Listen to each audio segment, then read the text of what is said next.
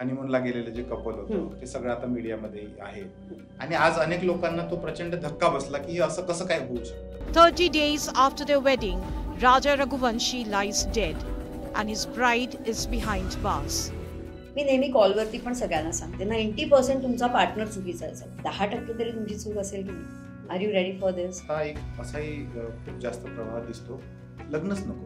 We are no one to जज this. Marriage is a beautiful institution and it is a very stable institution. तुम्ही जर eligible नाही आहात तर marriage सिस्टमला तुम्ही चुकीचं नका म्हणू. त्यामुळे love marriage is not a wrong thing. Getting a clarity before getting married is the must thing असं मला वाटतं. पण त्याच्या सभोवतालची जी लोक आहेत त्यांनी तो अवेअरनेस कुठेतरी आणून दिला पाहिजे. त्यांनी जरी आणला तरी मुलं मुलींनी स्वीकारला पण पाहिजे ना. कारण psychiatrist with due respect to all of that they are dealing with the mental issues. तुम्हाला मेंटल इश्यू नाही झालाय, तुम्हाला इमोशनल इश्यू झालाय, तुम्हाला रिलेशनशिपचा इश्यू आहे. Relationships and emotions will never be replaced by any other technology because that is technology, this is human emotion.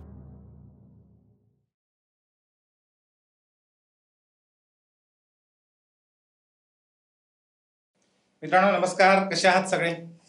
मित्रांनो 3S talk या आपल्या मराठी पॉडकास्टमध्ये पुन्हा एकदा मी डॉक्टर विशाल बेदुरकर आपल्या सगळ्यांचं मनापासून स्वागत करतो. मित्रांनो, आपण हेल्दी असलो आणि वेल्दी असलो की तिसरी पण अतिशय महत्वाची आपल्या सगळ्यांची गरज आहे, कारण आपण माणूस आहोत आणि ती गरज आहे आपली रिलेशनशिप, आपलं नातं. आपलं नातं कसं असायला पाहिजे? नातं म्हटलं की आपल्याला फक्त नवरा बायकोचं नातं तेवढं आठवतं, पण नवरा बायकोचंच नातं नाही तर अनेक नाते आपल्या आयुष्यामध्ये असतात आणि आपल्या आयुष्याचा खूप मोठा पार्ट नात्यांनी व्यापलेला आहे. तर ह्या नात्यांच्या अभ्यासक, relationship coach Leena Paranjpe madam आज आपल्यासोबत या सगळ्या विषयांवर गप्पा मारण्यासाठी आहेत. मॅडम 3S पॉडकास्ट मध्ये आपलं खूप खूप स्वागत आहे. धन्यवाद. Thanks a lot sir. कसं वाटतंय? छान. हो. मी जेव्हा दरवेळेला मला ह्या विषयावरती बोलायला अगदी नव्याने जरी बोलावलं तरी तेवढ्याच उत्सुकतेने मी दॅट्स पॅशन आपण त्यालाच म्हणतो ना. ती तुमची पॅशन आहे, तुमच्या अभ्यासाचा तो विषय पण आहे. मागे एक मी खूप सुंदर पुस्तक वाचलं होतं, लेखकाचं नाव मला आता आठवत नाही, पण मानवी स्वभावाविषयीच ते पुस्तक होतं आणि त्यामध्ये एक असं म्हटलेलं होतं की सर्वात गूढ जर काय असेल जगाच्या पाठीवर तर तो माणसाचा स्वभाव आहे. आता आपण ज्यावेळेस हा पॉडकास्ट रेकॉर्ड करायसाठी बसलेलो आहे आणि सकाळची जी घटना घडलेली आहे, खास करून हनीमूनला गेलेले जे कपल होतं ते सगळं आता मीडियामध्ये आहे आणि आज अनेक लोकांना तो प्रचंड धक्का बसला की असं कसं काय होऊ शकतं. 30 days after their wedding, Raja Raghuvanshi lies dead and his bride is behind bars. हे अत्यंत धक्कादायक होतं. मला ते जेव्हा सकाळी कळलं त्यावेळेस पहिल्यांदा त्या पुस्तकाचा संदर्भ लक्षात आला. म्हटलं ते वाक्य अतिशय परफेक्ट होतं. तर हे असं कशामुळे होत आहे? प्री मॅरिटल लेवलला जे लग्न ठरतंय किंवा जो काही तो सोहळा असतो त्यावेळेला जर का तुम्हाला काही गोष्टींची नांदी नाही लागली किंवा तुम्ही ते सेन्स नाही करू शकलात तर हा पुढचा धोका म्हणजे तुम्हाला त्याला फेस करावं लागतं. आता हे प्रत्येक वेळेला आपल्याला कळतंच असं नाही, पण कुठेतरी त्या भावनेमध्ये इतकं वाहवत जाणं किंवा त्या एक्साइटमेंटमध्ये इतकं इन्व्हॉल्व्ह होऊन इतकं डीप लेवलला आपण जर का आंधळे राहिलो तर आपल्याला हे सायन्स म्हणजे आपल्याला कळत असून सुद्धा, कारण कुठे ना कुठेतरी युनिव्हर्स आपल्याला हे सिग्नल्स देत असतं, पण आपण तिथे नजरअंदाज करतो आणि ते नजरअंदाज केल्यामुळे आणि अननोइंगली मी म्हणते, म्हणजे असं नाही की पर्पजली माणूस करतो, पण त्या ओघात कुठेही तुम्ही कॅरीड अवे झालात, तुम्ही ओव्हर इन्व्हॉल्व्ह झालात की तुम्ही इम्बॅलन्स झालात. पण हे ओव्हर इन्व्हॉल्व्ह होणं टाळायचं कसं? ऑफकोर्स तुमचं स्वतःचं तुमच्या भावनांवरती कंट्रोल पाहिजे ना. थोडंसं वाईजनेस इम्पॉर्टंट आहे, राईट? तुम्ही एरवी सगळ्या ठिकाणी स्मार्टनेस यूज करता, मग नात्यामध्ये कसे काय दम राहता? सो हा डमनेस तुमचा गेला पाहिजे and it is your responsibility. आपण असं म्हणू शकतो थोडंसं स्मार्ट नात्यांच्या बाबतीत पण व्हायला पाहिजे. कुठे मी भावना किती गुंतवतोय किंवा गुंतवतीये, किती लेवलवरती मी कुठले प्रश्न विचारते, हे सगळे गोष्टी खूप इम्पॉर्टंट आहेत, कारण त्यातनं तुम्हाला क्लॅरिटी येणार आहे बिफोर गेटिंग वेड. तर ही नवीन पिढी बाकी सगळ्या बाबतीमध्ये इतकी स्मार्ट आहे, एवढी व्यावहारिक आहे, मग प्रेम किंवा हे जे भावनिक विषय येतात त्याच वेळेस असं का होतं बरं? कारण त्यावर काम करायची सजगताच नाहीये ना. हो. अपने आप हो जाएगा, आपल्या आपण होईल. कारण आई वडीलही चुकलेत कुठेतरी. It's a failed parenting. Unknowingly झालंय. मी कुठच्या आई वडिलांना काही दोष नाही देत आहे, बरोबर. पण हे अननोईंगली झाल्यामुळे, अनइंटेन्शनली झाल्यामुळे नातं कसं सांभाळायचं हे शिकवणच राहून गेलं ना. So they don't know how to deal with this. They don't have the coping mechanism for it. बरोबर आहे. सगळं येत आहे, पण हो, हो. नात्याला कसं सांभाळायचं नाही माहिती. नाही माहिती. पण आता हे जे लोक आहेत ज्यांना हे खरंच नाही माहित आहे, म्हणजे बाकीचा स्मार्टनेस सगळा आलाय, कम्प्युटर खूप छान चालवता येतो, मोबाईल त्यापेक्षा खूप चांगल्या पद्धतीने चालवता येतो, व्यवहार कळतो, आणि नात्यांमध्ये मात्र इमोशन्स कसे हँडल करायचे त्यांना कळत नाही. ओव्हर म्हणजे आपण खूप जास्त त्याच्यामध्ये गुंतणं जे आपण म्हणूया ते होत आहे. याला जबाबदार तुम्ही आता म्हटलं की कुठेतरी पॅरेंटिंग पण फेल झालेलं आहे. करेक्ट. पण पॅरेंटिंग सोबतच आत्ताचं जे सोशल मीडियाचं जग आहे ते पण कारणीभूत आहे असं वाटतंय? नक्कीच आहे. आणि ब्लाइंडली फॉलो करणं हे त्याच्यामध्ये खूप मोठा म्हणजे हे रिझन आहे असं मला वाटतं. की लाईक तुम्ही वेस्टर्न कल्चर जेव्हा कॉपी करताय ते तुम्ही ब्लाइंडली कॉपी पेस्ट करताय. बरोबर.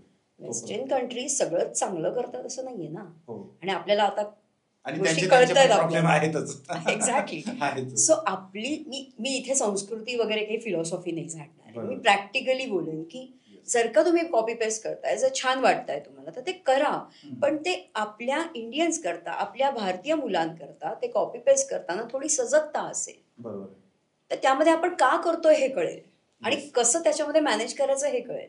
त्यामुळे डेटिंग मिक्सर्स भरपूर आहेत, पण डेट कसं करायचं हेच माहिती नाहीये. मुळात डेटिंग काय आहे हेच अनेक लोकांना माहित नाहीये.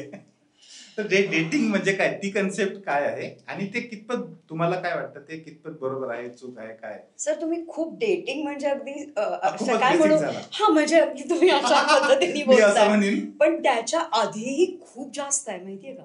हो ना. म्हणजे आपल्याला असं वाटतं की सगळं छान चाललंय व्यवस्थित, पण ही मुलं सगळंच अनुभवत आहेत आणि त्याच्यात काही चुकीचं नाहीये. Okay. पण हे सगळं कॉपी पेस्टेड आहे ना, त्यामुळे त्याच्यात भावनांची गुंतवणूक नाही करायची आणि फक्त टेक्निकल राहायचं. हो. हे जमत नाही आपल्या भारतीयाला. That is what I am saying. So जर का हुकअप करताय तुम्ही तर तो फक्त सेक्स करताय, फक्त फिजिकल नीड करताय, त्यात इमोशन्स नाही, हे शक्य होणार आहे का?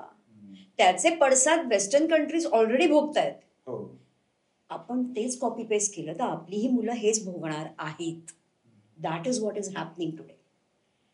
माझा पर्सनली काहीच वाद नाहीये, तुम्ही 10 पार्टनर्स, बेड पार्टनर्स चेंज करा, पण बॉडीज हॅव दी मेमरीज.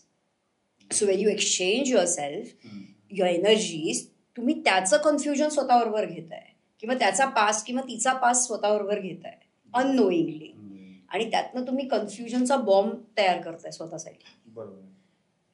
मी मोनोगामी वगैरे असं मी म्हणणारही नाही, पण ह्याचे पडसाद तुम्हाला भोगावे लागणारच आहेत. इन्स्टेड ऑफ हा मग ते तयार राहा, ह्यातनं सोल्युशन्स काढा ना काहीतरी, की कुठे नाही म्हणायचं हे कळलं पाहिजे. आणि जे आपल्या मुलांना नाही कळत आहे, कारण भीती आहे नात्याची की बाबा हे आहे, हेही निघून जाईल आपल्या हातात नक्की समथिंग. सो ह्या बऱ्याच टर्म्स आहेत डेटिंगच्या आधी, सिच्युएशनशिप पासनं सगळ्या बऱ्या बेंचिंग आहे. तुम्ही आता विषय काढलाय सिच्युएशनशिप, हा नवीन शब्द मी जेव्हा पहिल्यांदा ऐकला मी विचारात पडलो की हा काय प्रकार आहे. फॉर एक्झाम्पल तुम्ही सिच्युएशन प्रमाणे एकमेकांबरोबर रिलेशनशिप मध्ये असता. किती म्हणजे लटकणं आहे ना हे. अगदी अगदी. मी बऱ्याच पॉडकास्ट मध्येही मी सांगितलंय की सिच्युएशनशिप इज लाईक अ हँगर. लटकता कपडा आहे. आता तो लटकता कपडा फक्त लटकतच ठेवायचा आहे का तो काढून प्रेस करून घालायचा आहे, it's your choice. Okay. So from situationship you need to go towards maybe dating, then eventually a relationship. कारण ही मुलं म्हणजे अगदी मिलेनियल्स घ्या आणि त्याच्याहूनही जेनझीज घ्या, ह्यातल्या सगळ्यांना कमिटमेंट हवी आहे माहितीये का. मोलाची बाब आहे की ह्या सगळ्यांना कमिटमेंट हवी आहे. असं नाही की कमिटमेंट नकोय, मजा मस्ती म्हणून 1-2दा तुम्ही कराल, पण थर्ड टाइम तुमचा स्वतःचा सेन्स तुम्हाला सांगतोय की नाही मला एक कंपॅनियन पाहिजे बाबा. मग एवढं जर आहे, हवाय तर तुमचं इंटेन्शन तर करेक्ट आहे, राईट, बरोबर, किंवा तुम्हाला ते हवाय, मग दिशा तुमची त्या दृष्टीने व्हायला पाहिजे. Your actions and your intention it must harmonise, right? नाही तर मग ते कोलाहल होणार तो. पण ह्याच्यातल्या अनेक मुलांचा हा पण इश्यू आहे खूपदा की ते जेव्हा रिलेशनशिप मध्ये जातात आणि खूप कमी म्हणजे ऍक्च्युअली आपण म्हणतो ना नातं फुलायला काही वेळ लागतो, तर नक्की. तो वेळ पण त्यांना द्यायचा नसतो किंवा तो वेळ देण्या इतपत पेशन्स पण त्यांच्याकडे नसतो आणि ते नातं फुलायच्या आधीच ते ब्रेकअप होतं. हे ब्रेकअप कशामुळे होतं मग नेमकं? आपण त्यांना ब्लेम नको करूया, कारण माझ्या नाही. खूप जवळची पिढी आहे. अगदी अगदी. म्हणजे अगदी मी पर्सनली त्यांच्याबरोबर इतक्या जवळून काम करते. So I will never ever blame them. पण Yes. त्यांची चूक ही होती, इन्स्टंट डिसिजन मेकिंग आहे किंवा क्विक जजमेंट आहे, बरोबर. जे तुम्ही म्हणताय. पेशन्स नाही असं नाही ना, पण जिथे पाहिजे तिथे तो येत नाहीये. बरं. ही पिढी पेशन्स नाही अजिबात असं मी म्हणणार नाही, ह्यांच्याकडे चांगलाच पेशन्स आहे, हम्म. पण तो पेशन्स नात्यात कसा यूज करायचा दे डोंट नो दॅट. आणि त्यामुळे खूप इम्पल्सिव्ह डिसिजन मेकिंग होऊन जातं. खूप इन्स्टंट काही गोष्टी ऍक्शन्स घेतल्या जातात. व्हॉट्सअपवरती ब्रेकअप होऊ शकतो. व्हॉट्सअपवरती नुसता मेसेज टाकून नाही पटत आहे. सो ब्रेकअप होतात याची रिझन्स भरपूर आहेत खरं म्हणायला गेलं तर. पण त्यातला सर्वात मोठा मुद्दा की ओव्हर एक्सपेक्टेशन होऊन जाते, की मी जर तुला डेट करतोय किंवा करतीये, so that is not a relationship. Dating is not a relationship. आणि डेटिंग मध्ये अपेक्षा तुम्ही ठेवा, पण ओव्हर ठेवल्यात की हाच माझा काय म्हणू सोलमेट वगैरे, असं नाहीये ना, अजिबातच नाहीये. त्यामुळे आधी रियालिटी चेक स्वतःला द्यायला हवाय, कारण त्याच्यातनं मग ब्रेकअप होतात. आता एखादी मुलगी आपण म्हणूया, एक एक्झाम्पल देते मी, क्लायंट्सच सांगते. आज मी पुस्तकं आणायला विसरले, मी आणणारेही होते, पण I just miss that. So एक केस स्टडी सांगेन ह्याच्यामध्ये की ह्या मुलीला लहानपणी कुठे प्रेम, अटेन्शन, अप्रिसिएशन हा मुद्दा नाही मिळालेला आहे. ठीक आहे. सो ही मुलगी जेव्हा प्रेमात पडते किंवा मे बी डेट करते आपण म्हणूया, तर त्यावेळेला तिला हे कळत नाही की डेटिंगमध्ये इमोशनल इन्व्हॉल्वमेंट जास्त नाही पाहिजे. तू कनेक्ट राहा, अंडरस्टँड कर, पण पुढे जायचंय आपल्याला सिरियस रिलेशनशिपमध्ये. जर ती तिथेच इमोशनली इतकी डिपेंड होऊन जाते या मुलावरती आणि मग त्याला सफोकेटेड वाटतं. He has come from a very healthy background and a stable background. त्याला वाटतं ही एवढे काय मेसेज करते सारखी, ही सारखी काय माझ्या मागे लागते, Y she having a doubt on me, सारखी काय अशी ओव्हर पॉझेसिव्ह झाल्यासारखी वागते. So he will start ghosting, कारण त्याला सफोकेटेड वाटतंय. तर इथे या मुलीनी पहिलं स्वतःला हील करणं गरजेचं आहे, जे तिला लहानपणापासून नाही मिळालं. आणि जेव्हा तिने हे सगळं केलं, it took 6 to 8 months for her. पण ह्या इन्व्हेस्टमेंटमधनं ती ऍक्च्युली वाईजली डेट करायला लागली. तिचे ब्रेकअप्स थांबले. She had gone through 7 breakups, can you imagine? And then she came to me. Actually ती डिप्रेशनचा पेशंट होता वाचलेली म्हणजे. आणि तिथे तिला ते बरोबर नाही वाटलं संभाव. तिने काय पॉडकास्ट बघितला, रील बघितलं असेल, शी रिच्ड आउट. 6-8 महिन्यामध्ये तिने स्वतःला बऱ्यापैकी एफर्ट्स टाकून तयार केलं, कॉन्फिडन्स वाढवला, कम्युनिकेशन वाढवलं. आपली इन्सिक्युरिटी ही आपली जबाबदारी आहे, सो त्याच्यावर आपल्याला काम करायला पाहिजे. And now she is getting wed, म्हणजे आता एक साधारण नोव्हेंबरमध्ये वगैरे. तर she has been dating, she has been in a relationship also. डेटिंगवरती थांबली ती आणि डेटिंग मधनं ती सिरियस रिलेशनशिप मध्येही गेली. This is called a growth. Dating मध्ये अडकून राहणं हा काही शहाणपणा नाही असू शकत. बरोबर.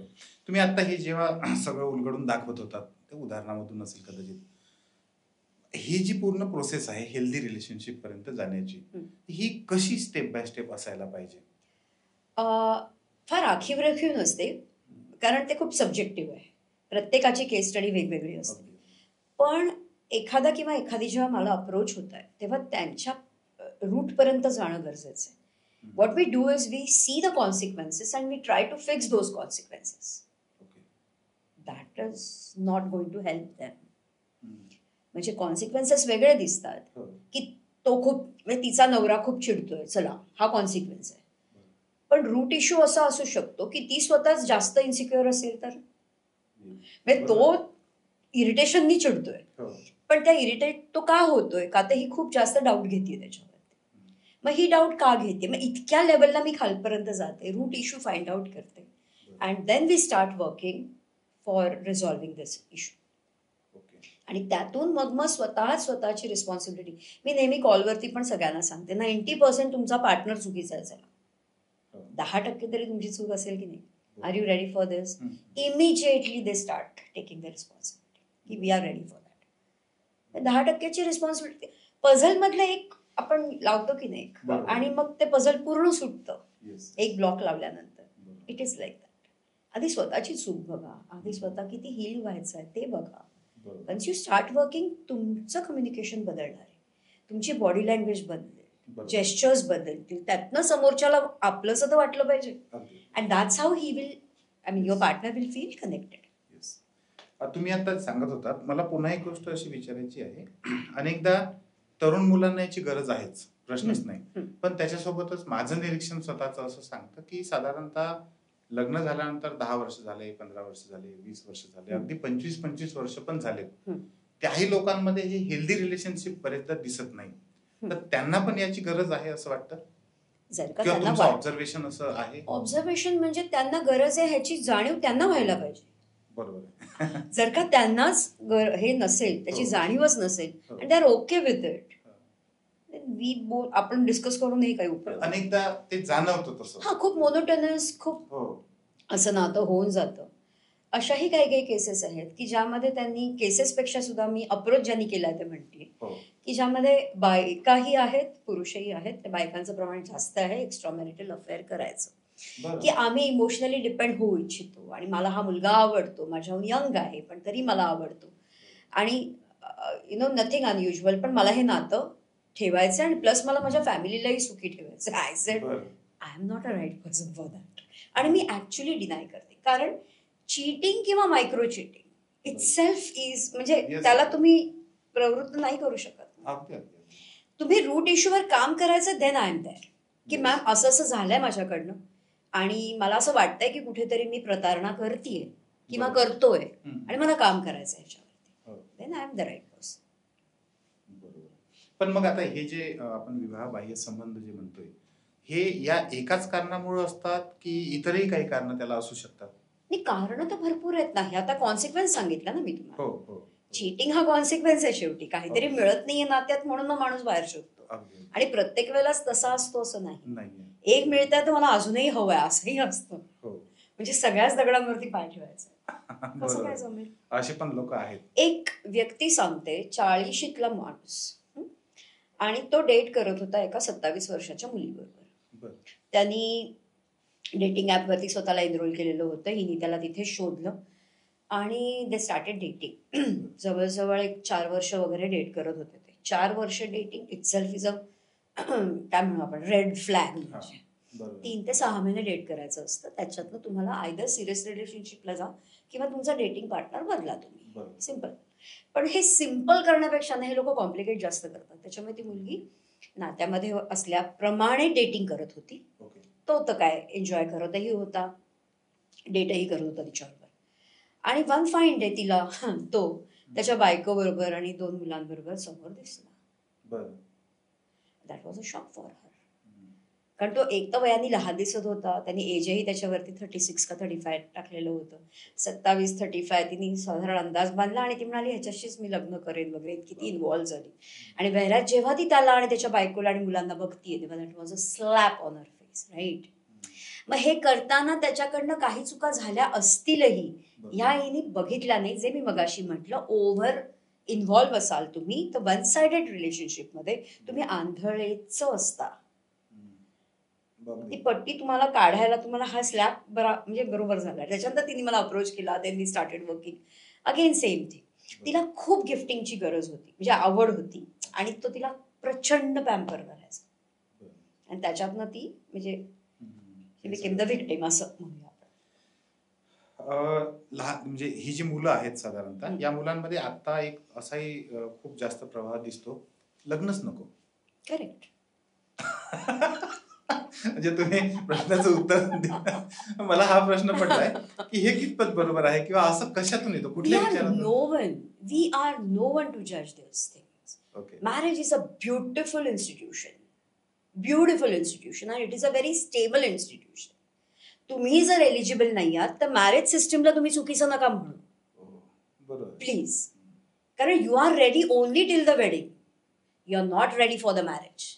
तुम्ही मॅरेजला कसं काय राहू म्हणू शकता? जसं वेडिंगसाठी तुम्ही तयारी करता, प्री वेडिंग शूटपासनं सगळ्या प्रोफेशनल्सना हायर करून तुमचं वेडिंग तामझाम छान होण्याकरता मॅरेजसाठी प्लॅन केलाय का कधी? वेडिंग प्लॅनर्स आहेत ना, मॅरेज प्लॅनर नाही आहेत तुमच्याकडे. मॅरेजला कसं प्लॅन करा? कारण next day the wedding turns into marriage. त्याचं प्लॅनिंग नको करायला आधी? कसं नातं सांभाळायचं? I can tell you a case study.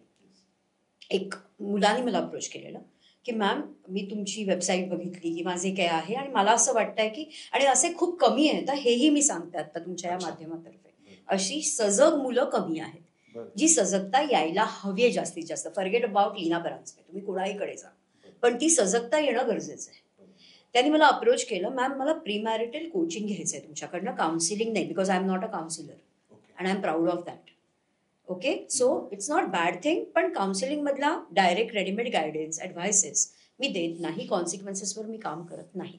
As a coach and a mentor मला रूट इश्यूवरती काम करायला आवडतं आणि मला त्याला स्ट्रॉंग करायला आवडतं. कोणी माझा मेंटी असेल, तो ती कोणी, ते ह्यांनी अप्रोच केला प्री मॅरिटल कोचिंग करायचं, and then we started his individual coaching. गमत आहे का? इंडिव्हिज्युअल कोचिंग केल्यावर त्याला त्याचे काही लूप होल्स कळले. डेफिनेटली त्याला फिअर होता, ओव्हर थिंकिंग करायचा, तो कम्युनिकेशनमध्ये कमी होतं हां, आणि थोडंसं बऱ्यापैकी त्याचं अपब्रिंगिंग स्टेबल नव्हतं गेलेलं. वडील मारायचे आईला, हे सगळं बघितलेलं, त्याच्यामुळे बायकांबद्दलचा हेट्रेड होता. सो ह्या सगळ्या गोष्टीवर त्यांनी इंडिव्हिज्युअल सेशन्स घेऊन काम केलं. Then he introduce his would be wife. तिचेही 1 आठवडा 2 आठवडे जे काही आहे ते इंडिव्हिज्युअल सेशन झाले, कारण तिच्यातही काही जास्त नव्हते, ती स्टेबल बॅकग्राऊंडमधून आलेली, पण तरी तिचे जे काही लूप होल्स होते तिला इंडिव्हिज्युअल लेवलला हवे होते, त्याच्यावर काम झालं. आणि त्याच्यानंतर आम्ही त्या दोघांचेही आई वडील ह्यांचीही सेशन्स ठेवली. सो झालं असं की त्या आई वडिलांसमोर या दोघांनी म्हणजे बऱ्यापैकी त्यांना क्लॅरिटी आली मुलीला की माझ्या सासूला हे आवडतं, माझ्या सासऱ्यांना हे आवडतं, हे बोललेलं चालत नाही घरात, हा विषय नाही चालत. सेम वे जावयाला, म्हणजे त्या मुलांनी पण तिच्या आई वडिलांबरोबर की त्यांना काय आवडतंय काय नाही आवडतंय, सारखा ती फोन करेल, हे आम्हाला आवडणार नाही, जे काही त्यांच्या कंडिशन्स आहेत, हे सगळ्या गोष्टी त्यांनी आधीच सगळ्या क्लिअर केल्या. They are happily married today. That's an inspiring couple, right? तुम्ही आता जेव्हा सांगत होतात नाही सगळं, मला हगवणे कुटुंबाची आता जी केस झालेली आहे ती सतत आठवत होती मला, की अनेक मुलं आहेत, म्हणजे त्याही केसमध्ये आपण आता वाचलेलं आहे की बरेचदा म्हणजे आधी प्रेम नंतर लग्न असं ते गेलेलं आहे, पण नंतरचा जो झालेला एक दुर्दैवी अंत आहे तो आपण बघितला आहे तो. आणि तुम्ही जस्ट आता जी केस मला सांगत होतात त्यामध्ये जे झालं, तर ह्या गोष्टी जर का झाल्या, म्हणजे जरी तुम्ही प्रेम करून नंतर लग्न करत असाल तरी घरच्यांशी जे समजून घेणं एकमेकांना किंवा दोन्ही घरांनाही होत, तर हे जर झालं तर कुठेतरी हे प्रमाण कमी होईल असं वाटतंय. नक्कीच. तुमच्याकडे क्वेश्चनची लिस्ट पाहिजे. ऍक्च्युली काय प्रश्न विचारायचे सासू सासऱ्यांना, आहात एवढे क्लिअर? रिस्पेक्ट बाई, आपण इतकं कंडिशनल आहोत ना या समाजामध्ये की अरे असं विचारणं आई वडिलांना सासू सासऱ्यांना म्हणजे डिसरिस्पेक्ट आहे. नाही आहे, ही क्लॅरिटी आहे तुमच्या आयुष्यासाठी. पण तुम्ही ॲज अ कपल राहणार आहात, you have a full right for this. It's not disrespect. आज जर तुम्ही माझे सासरे आहात, आपण एक इमॅजिन करूया, तुम्ही विचारेल बाबा तुम्हाला काय काय आवडतं, की मी केल्याने तुम्हाला काय आवडेल किंवा काय नाही आवडणार, अशा कुठल्या घरातल्या गोष्टी आहेत की ज्या तुम्हाला खूप जास्त खटकतील किंवा मी त्याच्यामध्ये इंटरफिअर नाही केलेला. These are some of the probing techniques which are available. गुगलवर नाही, इथून बुद्धीतनं आलेले आहेत ते, आणि त्यासाठी खस्ता काढल्यात मी सुद्धा. तर मला असं म्हणायचंय की हे जर का तुमच्याकडे क्लॅरिटी घेण्याची इच्छा असेल तर तुम्ही नक्कीच क्लॅरिटी घ्या लग्नाच्या आधी. त्यामुळे love marriage is not a wrong thing. Getting a clarity before getting married is the must thing right now, असं मला वाटतं. बरेचदा आपण म्हणतो की मुलं आणि मुली इतके जास्त त्यात त्यांनी स्वतःला इन्व्हेस्ट केलेलं असतं की ही अवेअरनेस त्यांच्याकडे नसतो, पण त्याच्या सभोवतालची जी लोक आहेत त्यांनी तो अवेअरनेस कुठेतरी आणून दिला पाहिजे. त्यांनी जरी आणला तरी मुलं मुलींनी स्वीकारला पण पाहिजे ना. आई वडिलांविरुद्ध बंड करणारी पण मुलं आहेतच. सो त्यांना कन्व्हिन्स कसं करायचंय, काय पद्धतीने करायचंय, हे तुम्ही कुठे ना कुठेतरी जर का हा डिसिजन घेऊ शकलात तर तुम्ही ते करू शकाल. आणि नाही तर तुम्ही एक्सपर्टची, अगदी काउन्सिलरची सुद्धा मदत घेऊ शकाल. कोण नाही म्हणत, घेतली पण पाहिजे. घ्यायला पाहिजे.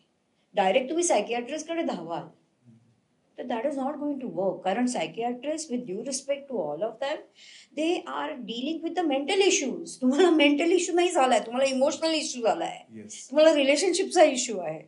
म्हणजे तुम्हाला असं होतंय, ताप आला आणि तुम्ही केमोथेरपी घेताय, गरज आहे का? नाही, बरोबर. त्याचे रिपकशन्स येणारच ना. हे जे इश्यू आहेत म्हणजे अनेक लोकांना काउन्सिलिंग, त्यानंतर तुम्ही जे इमोशनली त्यांना कोच करता एक प्रकारचं, हे याच्यामधला फरकच अनेक लोकांना कळत नाही. करेक्ट. बरेचदा असं होतं म्हणजे कारण ह्या सगळ्याच गोष्टी आपल्यासाठी नवीन आहेत, या लोकांसाठी ज्या नवीन आहेत. तर एखाद्या व्यक्तीने हे कसं ओळखलं पाहिजे की मला सायकोलॉजिकल एखाद्या म्हणजे मदत आहे त्याची, की मला इमोशनलीच फक्त प्रॉब्लेम असल्यामुळे इमोशनल कोच पर्यंतच मी गेलो पाहिजे. सो तुमचा जर का problem I would say severe नसेल तर you can definitely go to the counsellor की मला असा असा प्रॉब्लेम होतोय आणि मला हे वाटतंय. त्यांच्यातनं तुम्हाला ते काही सोल्युशन्स तर डेफिनेटली देतील तुम्हाला. त्यांच्यातनं तुम्हाला सोल्युशन मिळतात जर का तर इट्स बेस्ट. लाईक तुम्ही त्याप्रमाणे पुढे जाऊ शकता. Therapist is a next person. थेरपीमध्ये ट्रीटमेंट होते, थेरपी सेशन्समध्ये ट्रीटमेंट होते, त्याच्यामध्ये सोल्युशन मिळतंच याची ग्वाही नाही दिली जात, पण थेरपी सेशन्समधनं तुम्हाला ट्रीट केलं जातं आणि त्यामुळे तुम्ही थेरपिस्टवरती डिपेंड राहता. जेवढे जेवढे सेशन्स घ्याल तेवढे डिपेंड राहाल, तेवढे थेरपीने तुम्हाला परिणाम दिसत राहतो. तर एक सिव्हिअर लेवलला अजून तुम्ही जर का नेक्स्ट लेवलला तुम्हाला प्रॉब्लेम असेल आणि तुम्हाला कन्सिस्टंटली जर का 2 आठवडे, 3 आठवडे, 2 महिने असं तुम्हाला जर का करायचं असेल तर तुम्ही घेऊ शकता. Whereas coaching and mentoring itself is a very heavy term, ज्याच्यामध्ये तुमचा रूट इश्यू काढून तुम्हाला इतकं सक्षम केलं जातं की ज्यामुळे तुम्ही कुठेही डिपेंड नाही राहणार. So mentoring and coaching is completely about, it's like it works as a catalyst. जेणेकरून तुम्ही स्वतः तुमचा रस्ता घ्याल, पुढे चालाल, स्वतःचे इन्साइट्स तुम्हाला मिळतील. तुम्ही प्रत्येक वेळेला कुणाही वरती डिपेंड नाही राहणार आणि you will never look back. That is the guarantee. At least I give that guarantee. When I am giving the guarantee, केसची स्टडी मला आधी करावी लागते डीपर लेवलला. रूट इश्यू बरेच मगाशी सांगितले तसे असू शकतात. आणि नेक्स्ट त्याची पुढची लेवल येते ती सायकियाट्री, सायकोलॉजी, जिथे मेडिकेशन पण येतं. सायकियाट्रिस्टकडे म्हणजे मेडिकेशन येतं. आता हे मेडिकेशन जेव्हा तुम्ही घेताय, मेडिसिन्स घेणार आहात, तेव्हा ते नम करणार आहेत तुमची power. You need to understand. तुम्ही खूप अग्रेसिव्ह झालात तर त्यावरती तुम्हाला मेंटल ब्रेकडाऊन जर का होतोय, मेंटल इश्यूज तुम्हाला आहेत, तुम्ही खूप असे वियर्ड वागताय, that does mean you require a psychological treatment. ठीक आहे. So mental treatment. मग त्यावेळेला तुम्ही तिथे गेलात तर ती लोक तुमची पॉवर थोडीशी तुम्हाला मिनिमाइज करतात, जेणेकरून तुमची एन्झायटी कमी होईल. हे सगळं तुम्ही इनिशियल लेवलला जर का गेलात तर तुमची पॉवर कमी करून तुम्ही रिलेशनशिप इश्यूज कसे सॉल्व्ह करणार, माझा हा प्रश्न आहे. So with due respect to all these experts, तुम्हाला त्याची पातळीप्रमाणे त्या व्यक्तीकडे जायला पाहिजे, ऍटलीस्ट जाऊन बघायला पाहिजे. तुम्ही डायरेक्ट कोच मेंटॉर करा असं म्हणतच नाहीये, पण तुम्हाला सोल्युशन हवं आहे का ट्रीटमेंट हवी आहे, नात्यामध्ये तुम्हाला सोल्युशन हवी आहे का ट्रीटमेंट हवी आहे, हे तुमचं तुम्ही डिसाईड करायचं. If you want the treatment, you go to the therapist. If you want the solution, go to the coach or a mentor. आणि तो कोच आणि मेंटॉर सुद्धा कसा असावा हे तुम्ही डिसाईड करायचंय, म्हणजे कसा पाहिजे तुम्हाला तो. कारण आजकाल तर इतके मशरूम सारखे कोचेस झालेले आहेत, म्हणजे व्हेरी सॅड टू से, कोणीही कोच बनताय आणि त्याच्या पुढे बिरुद लावताय कोच म्हणून. काय अर्न केलाय तुम्ही काय सर्टिफिकेशन घेतलाय, तुम्ही किती इन्व्हेस्ट केलाय, तुम्ही काय स्वतः किती त्याच्यामध्ये इन्व्हेस्टमेंट केली आहे, ह्या गोष्टी फार महत्वाच्या आहेत. मला म्हणजे ह्याच प्रश्नाला थोडं पुढे घेऊन जायचं आहे. अनेकदा लोकांना हे माहित नसतंच. शासनाकडे पण अशी कुठली यंत्रणा आहे, म्हणजे मला तरी माहित नाही इतक्या दिवसामध्ये नाहीये, जी यायला पाहिजे, असायला पाहिजे होती ती. मग एक सर्वसाधारण व्यक्ती आहे, पॅरेंट असेल, स्टुडंट असेल किंवा इव्हन कोणी पण इंडिव्हिज्युअल असेल की ज्याला असं वाटतं की मला काहीतरी आहे प्रॉब्लेम आणि मला हेल्प पाहिजे आहे, पण त्याला नेमकं डिफाईन नाही करता येत आहे की मला काउन्सिलर पाहिजे, मला कोच पाहिजे, मला ट्रीट करणार पाहिजे आहे, मला सायकियाट्रिस्ट पाहिजे आहे, की काय नेमकं होत नाहीये. अशा व्यक्तीने मग तुम्ही काही असं बनवलं आहे की त्यांनी स्वतःला काही 1-2-4 हे प्रश्न विचारले पाहिजे किंवा कसं डिफाईन करू शकेल? खूप सोपं. आता तुम्हाला फ्री ऑफ कॉस्ट जर का काही हवंय असं आपण म्हणूया इनिशियली, की आपण आपले कसे सजग असू, तर आता मी ज्या नात्यामध्ये आहे ते नातं माझ्यावरती हॅपीनेस किती आणतं, आनंद किती देतं मला, नंबर 1. नंबर 2, ह्याच्यातनं मला वेदना किती होतात. ठीक आहे. आता आनंद आणि वेदना ह्या दोन्ही नॉर्मल इमोशन्स आहेत ज्या मिळणारच आहेत आपल्याला. पण हे मी म्हणजे काय म्हणता येईल तुम्हाला, एका थोड्या अवधीनंतर मी हे विसरतीये का, किंवा विसरतोय का, किंवा मी त्या माझ्या पार्टनरला माफ करतोय का, हा तिसरा प्रश्न आहे. जर मी माफ करतोय तर तो किंवा ती माझा पार्टनर तेवढा एलिजिबल आहे का माफीला, हा प्रश्न विचारणं फार गरजेचं आहे. की नाही तो सुद्धा ती सुद्धा सॉरी म्हणतोय आणि नंतर लगेच पॅचअप करून परत परत त्यात चुका नाही होत आहेत आमच्याकडनं. आम्ही we are both on the same page, फक्त आम्ही भांडतो मात्र. Both on the same page आम्ही परत स्वतः एकमेकाला म्हणजे मॅनेज करतो आणि ती चूक नाही करायची हे आम्ही ठरवतो आणि आम्ही ती चूक नाही करत नवीन चूक करतो. That does mean you are in a growing relationship. Then you don't require, you might not require at that stage कोणी. मे बी काउन्सिलरकडे जाऊन तुमचं प्रॉब्लेम सॉल्व्ह होईल, कारण तुमचा पॅटर्न सांगाल, काउन्सिलर तुम्हाला सांगतील असं नाही, थोडं बोलल्यानंतर तुम्हाला हलकं वाटेल, you will resolve the problem, काहीच इश्यू नाही. पण जर ती घटना सतत घडतीये आणि त्यांनी तुमच्या ऍक्च्युली कामावरती परिणाम होतोय, तुमच्या डेली रुटीनवरती परिणाम होतोय, तुम्ही खूप जास्त एकटे पडताय, then you do require a strong solution for it. त्या सोल्युशनला जाण्यासाठी तुम्हाला कोणीतरी एक लिस्नर पाहिजे आणि एक सेफ स्पेस पाहिजे जिथे तुम्ही मनमोकळेपणे इमोशनली बोलू शकाल. आपल्या भावनांना तिथे एक सेफ स्पेस मिळेल तुम्हाला. आणि that is how with that safe space you will start learning की ह्याच्यातनं सोल्युशन कसं काढायचं आणि मला स्ट्रॉंग कसं बनायचं. आता हे तुम्ही जे सांगतात हे अतिशय महत्वाचं आहे, पण अनेक लोकांना तुम्हीच आता जसं सांगितलं की तुम्ही जे काही याच्यातलं शिक्षण घेतलेलं आहे, तुम्ही स्वतः त्यात गुंतवणूक केलेली आहे, वेळ दिलेला आहे, आणि अनेक लोक आहेत असे असू शकतात सोशल मीडियावर की जे असं सहज म्हणून कॅज्युअली याच्याकडे वळलेले असतील. लोकांनी हा फरक डिफरन्स समजायचा कसा? कोण प्रोफाईल बघा ना, प्रोफाईल बघा, गुगलवर सर्च करा, वेबसाईट बघा, ऑथेंटिसिटी चेक करा, एक कॉल करून बुक करून, काय तुमचे काय 200, 300, 500 रुपये जातील, 1000 रुपये जातील, पण त्यातनं तुम्ही समोरच्या माणसाला, कोचला तो किती ऑथेंटिक, किती जेन्युइन आहे हे फील तर करा, हे एक्सपिरियन्स तर करा. हे एक्सपिरियन्स करणं गरजेचं आहे, कारण जो दाखवणारा आहे तो कधी ना कधीतरी पकडला जाणार, आणि जो निखळ आहे त्याची निखळता तुम्हाला विदिन 10 मिनिटांमध्ये पहिल्या तुम्हाला कळून येते. बरेचदा डॉक्टरकडे जायचं आहे तर MBBS डॉक्टर आहे का, MD आहे का हे बघलं जातं. करेक्ट. आयुर्वेदिक असेल तर ते तसं शिक्षण घेतलं जातं. तसं याच्यामध्ये मग असं काही आहे की त्यांनी कुठलं शिक्षण घेतलं? सो कोचिंग मध्ये मी इंटरनॅशनल कोच फेडरेशनचं घेतलं शिक्षण, आणि that is how I became the international coach. ही गोष्ट 2015 सालची, 1 वर्षाचा तो कोर्स आहे. जे केल्यानंतर ही गोष्ट, कोचिंग हे मॉड्यूल मॅरेज मध्ये आणावं, म्हणजे ते आणायला पाहिजे, हे इथून आलंय. Okay. So that is how I have become India's first millennial marriage coach.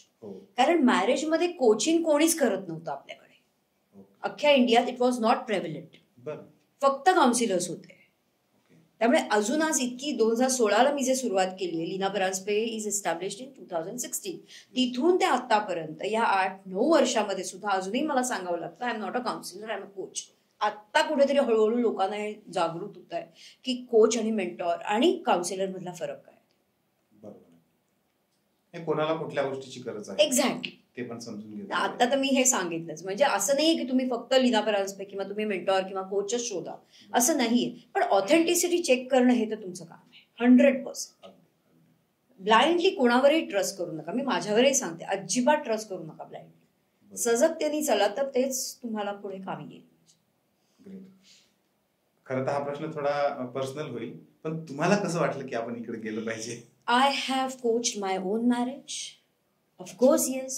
At the age of 42-43 जेव्हा तुम्हाला कळतंय की अरे मी हे जर करू शकले, मी माझं लग्न रिपेअर करू शकले, याचा अर्थ माझा नवरा चुकीचा आहे असं म्हणणार नाहीये मी, तो काय मीही चुकीची होते असं मी ओपनली सांगेन. पण जर मी स्वतःला रिपेअर करू शकले, आज मी स्वतःचा स्वभाव बदलू शकले, राईट, ज्यातनं मला फायदे झाले, म्हणजे तर आजची यंग पिढी का नाही करणार? जर कोचिंग मॉड्यूल मी स्वतःवर अवलंबलाय तर मग ते ह्यांनी का नाही अवलंबायचं? कारण त्याच्यामध्ये बेस आहे, त्याच्यामध्ये स्ट्रेंथ आहे, त्याच्यामध्ये तुमचा स्ट्रॉंग पाया आहे की ज्यावरती तुम्ही स्वतः उभे राहता. मग त्यावर तुमचं करिअर पण डिपेंड आहे ना, because it has the repercussion in all the aspects of all the areas of your life. I help millennials and Gen Zs buy the peace. Simple. Because buying a piece is very, very, very important. नाती खूप expensive होतात sir, खूपच expensive होतात. आणि I am really happy about it की ज्या पद्धतीने मी हे शोधून काढलं, हे अवलंबलं. कारण माझ्या रफेस्ट ऑफ द रफेस्ट पॅचमध्ये जेव्हा मी ICF झाले पण नव्हते कोच, तेव्हा I have use many of the tools जे मी एक्सप्लोअर केल्यात स्वतः, which I am using right now. They are चपखलपणे बसतात, ते व्यवस्थित त्यांना त्याचा रिझल्ट मिळतो. And I am really happy about it, really proud of that. कारण स्वतः तुम्ही जोपर्यंत खस्ता काढत नाही तोपर्यंत, काय म्हणते ती म्हणे, स्वर्ग दिसत नाही.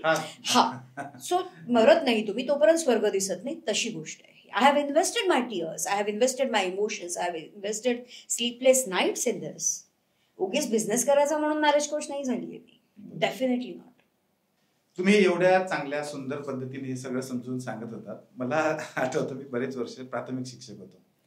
सोशल मीडियामुळे आता AI आलेला आहे. सोशल मीडियाचा ऑलरेडी आपण सगळे मोबाईल हातात आलेला आहे, त्याच्यावर काही बोलण्याची गरज नाही, एवढं सगळ्यांना माहिती आहे आता त्याचं. तर शाळेमध्ये जेव्हा आपण वेगवेगळे विषय शिकतो तेव्हा शाळेमध्ये पण अशा काही गोष्टी असायला पाहिजे ज्या आपल्याला इमोशनली हेल्दी ठेवतात. असा एखादा सब्जेक्ट, मला आता ते नाव नाही सांगता येणार, वेलबिंग म्हणा किंवा तुम्ही जे काही नाव द्याल, तुम्ही अधिक चांगलं नाव देऊ शकता.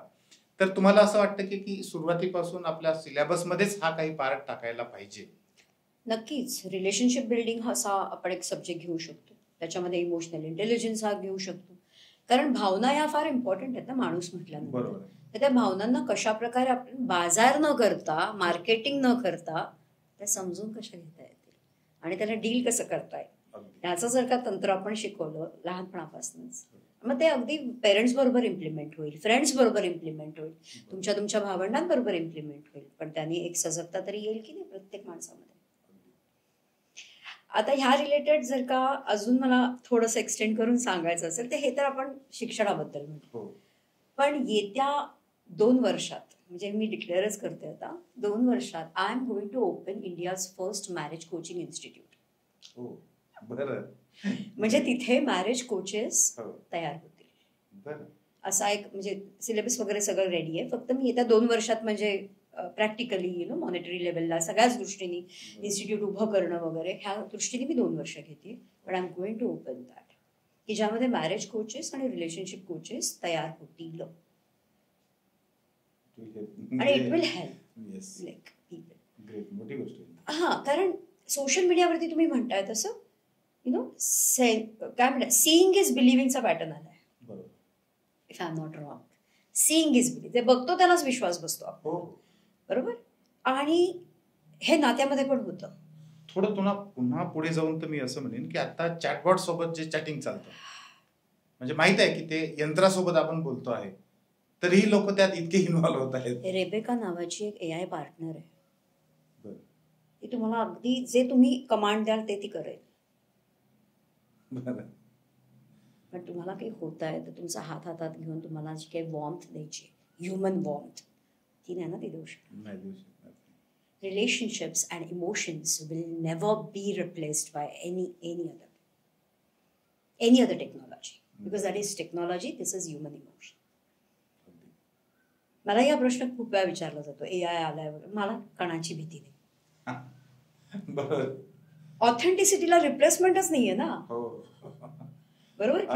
सो हे मला म्हणायचंय की जेव्हा तुम्ही त्या गोष्टींवरती पुढे जाता, सीइंग इज बिलिव्हिंग वरती मी म्हणत होते, तर हे नात्यामध्ये जेव्हा होतं तेव्हा तुम्ही शेजारचा, आपल्या पार्टनरचा इमोशन्सच नाही फील करू शकत किंवा सेन्स करू शकत.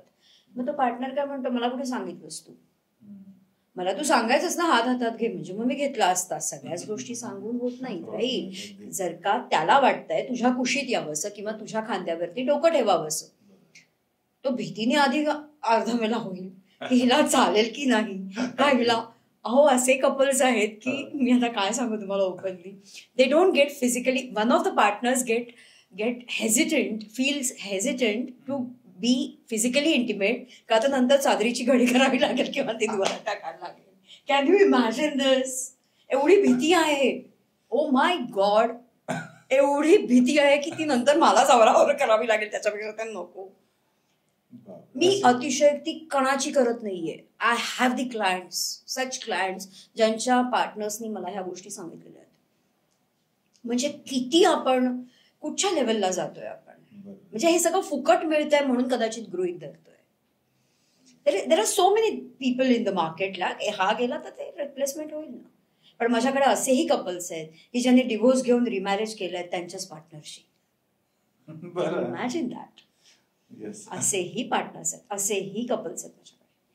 डिव्होर्स घेतल्यानंतर कळलं, त्या ओघात घेतला, पेरेंट्सच्या इन्फ्लुएन्समध्ये घेतला, पण नंतर कळलं नाही राहू शकत होत आपण. अगदी 3-4 महिन्यामध्ये त्यांना वाटायला लागली ही गोष्ट. And they have remarried to their own partners. Great. नात्यांची गंमत आहे. एवढं तुमच्या या सगळ्या अनुभवांवर पुस्तक यायला पाहिजे. माझी 4 पुस्तकं आहेत ऑलरेडी मार्केटमध्ये. शाल आय नेम देम?